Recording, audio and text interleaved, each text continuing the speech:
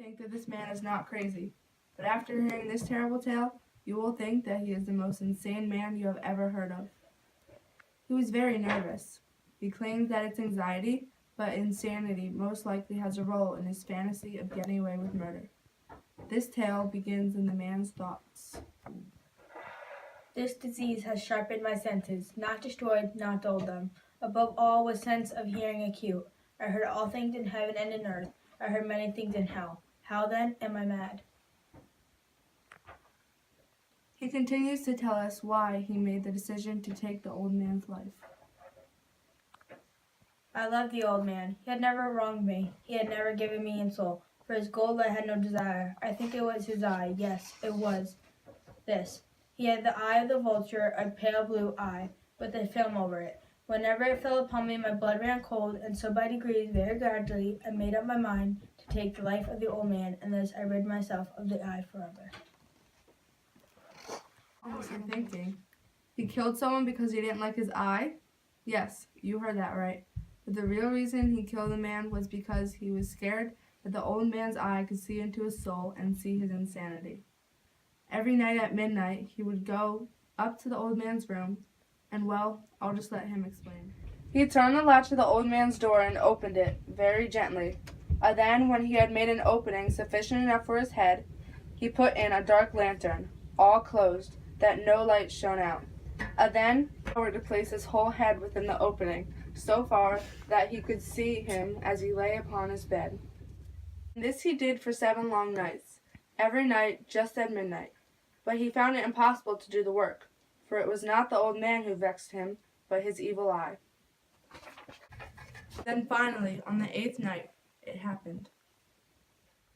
He could scarcely contain his feeling of triumph, to think that there he was, opening the door, little by little, and the old man to not even dream of his secret deeds or thoughts. He fairly chuckled at the idea. Chuckled, because he then suddenly moved on the bed. Yet the man never moved a muscle. The room was dark. The man knew that the old man couldn't see the opening of the door, so he continued to push on it steadily until to open the tub fastening. But the old man sprang up in bed, crying out, "Who's there?" still, and said nothing. For a whole hour he did not move a muscle, and the old man never laid down. He just sat there on the bed listening. But then finally the old man made a small groan. Presently I heard a slight groan, and I knew it was the groan of mortal terror. It was the groan of pain or of grief. No, it was the low, stifled sound that arises from the bottom of the soul when overcharged with awe. I knew that sound very well. Many a night, just at midnight, when all the world slept, it has welled up from my own bosom, deepening with its dreadful echo the terrors that distracted me. It was wide open, and I grew furious as I gazed upon it. It was all a dull blue, with hideous veil over it that chilled the very marrow in my bones. It was the only thing I could see on the old man's face. Then there came a low, dull, quick sound, such as a watch makes when enveloped in cotton. It was the beating of his heart. Too. It was the beating of the old man's heart. Increased my fury as the beating of a drum stimulates the soldier into courage. But I still refrained from making any movements. It grew quicker and quicker and louder every instant. And now a new anxiety seized me. The sound would be heard by The hour had come. With a loud yell, he threw open the lantern and leaped into the room. The old man shrieked once, and only once. In an instant, he dragged him to the floor and pulled the heavy mattress over him. He then smiled gaily to find the deed so far done. But for many minutes the heart beat on with a muffled sound. This, however, did not vex him. It would not be heard through the wall. At length it ceased. Smiled gaily to find the deed so far done. But for many minutes the heart beat on with a muffled sound. This, however, did not vex him. It would not be heard through the wall. At length it ceased. The old man was dead. His Eve would trouble him no more. If you still think me mad, you will no longer after I describe the wise precautions I took for the concealment of the body. First of all, I dismembered the corpse. I cut off the head and the arms and the legs.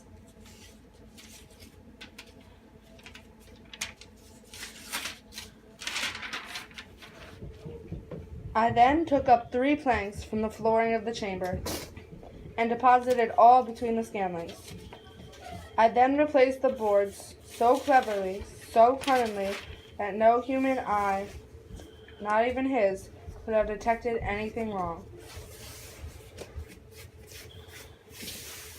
When I was done with these labors, there was a knock at the door.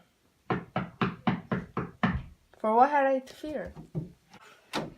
Good evening, sir. I'm from the NYPD, and I got a report from your neighbor saying that there was a scream, and I need to check the premises. Go right ahead.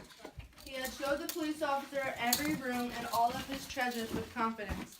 He even showed her the old man's bedroom. He was so confident that he brought chairs into the old man's bedroom and placed his directly above the corpse. The officer was satisfied, so they sat and had a conversation. But after long, the man started to get pale and have a headache and hear ringing in his ear, and wished the officer gone. Soon after, he began to realize that it was the old man's heart. He arose and argued about trifles in a high key and with violent gesticulations. But the noise steadily increased. He swung the chair upon which he was sitting on and dragged it along the floorboards, but the noise kept getting louder. After debating on whether the police officer was mocking him or not, he finally lost it. Villains, dissemble no more. I admit to thee. Tear out the planks. Here is the beating of the hideous heart.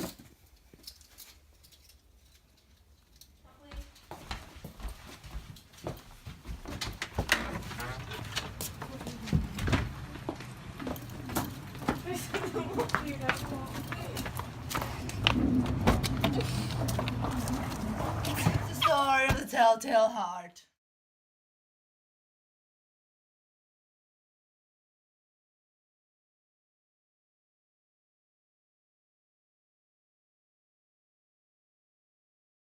Villain, dissemble no more. I admit the deed. Tear out the planks. Okay. Here is the beating of the hideous heart. I can't say. I finally did it good. I'm sorry. Finally did it good. I did it good. Okay. Rusty in his head. It took him an hour to place his whole... It took him an hour...